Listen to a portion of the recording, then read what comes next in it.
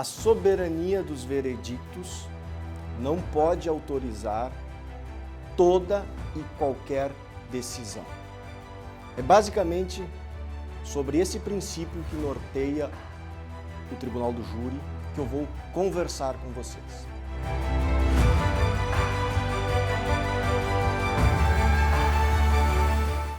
Eu vou mostrar como os tribunais vêm entendendo e vêm aplicando a soberania dos veredictos.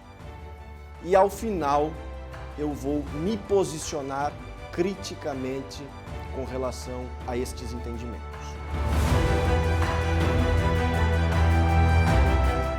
Primeiro ponto, onde está o júri?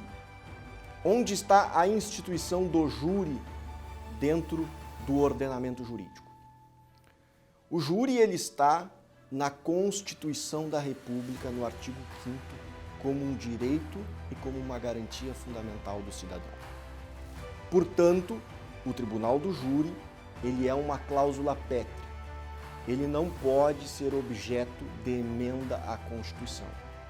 O júri não pode ser extirpado do sistema judicial brasileiro.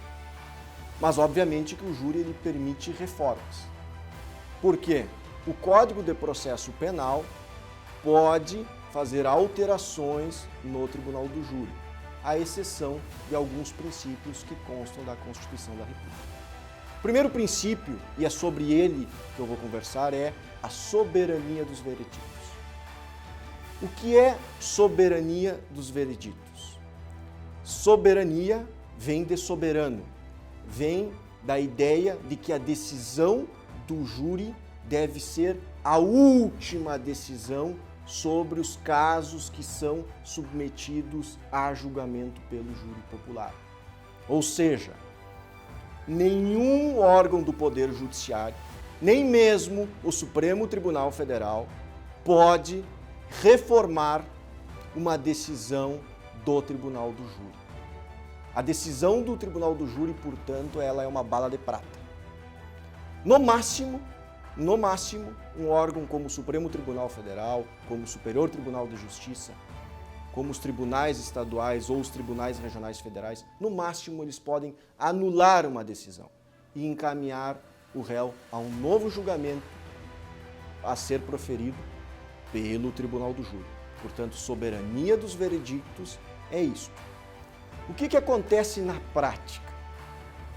Na prática, uma pessoa que é acusada de um crime doloso contra a vida, ele é submetido a uma primeira fase, um primeiro procedimento que propriamente transcorre perante um juiz, não ocorre perante um conselho de sentença, mas perante um juiz.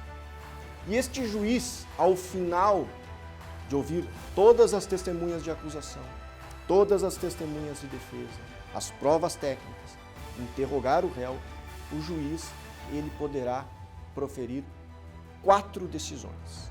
Ele poderá dizer que o réu deve ser absolvido sumariamente, ele poderá impronunciar o réu quando entender que não há provas, indícios suficientes de autoria. Ele poderá desclassificar o fato por entender que aquele fato não é um crime intencional contra a vida. E o mais usual, ele poderá pronunciar o réu a júri popular. O que acontece, colegas, na prática? Na prática, os juízes aplicam um famigerado princípio do indúbio pro societate, princípio que não tem respaldo nenhum no ordenamento jurídico, inclusive foi reconhecido recentemente pelos tribunais superiores. E, com o argumento de que o júri é soberano, muitas vezes se encaminha réus que deveriam ser absolvidos.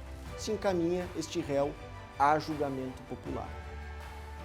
Este réu é encaminhado sem indícios suficientes de autoria a júri popular, é julgado pelo júri popular e muitas vezes, pela maestria do promotor de justiça, pelas contingências da vida, este réu é condenado. Então a defesa recorre, entra com recurso de apelação, dizendo que a decisão é manifestamente contrária à prova dos autos. E o que o Tribunal de Justiça e os tribunais superiores, na maioria das vezes, dizem? O júri é soberano. Se o júri decidiu, não cabe ao tribunal anular a decisão.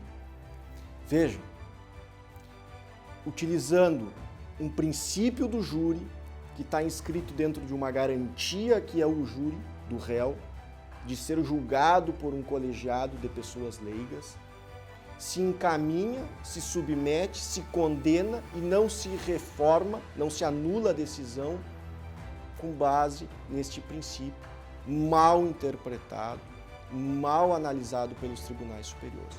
Quando na realidade, que soberania quer dizer é tão somente que cabe ao júri dar a última palavra nos crimes intencionais contra a vida. A soberania não pode, como acontece na prática, autorizar o encaminhamento de réus em que não haja indícios suficientes, que não haja prova de materialidade, e este princípio não pode autorizar os tribunais superiores a, se escondendo neles, se apoiando neste princípio, não anularem uma decisão que claramente é manifestamente contrária à prova dos autos. É um princípio muito importante a soberania, sim, porque ela garante que o júri dará a última palavra. Mas, como eu disse, senhores e senhoras, este princípio vem sendo utilizado de uma maneira um tanto quanto equivocada a chancelar acusações infundadas e condenações sem prova.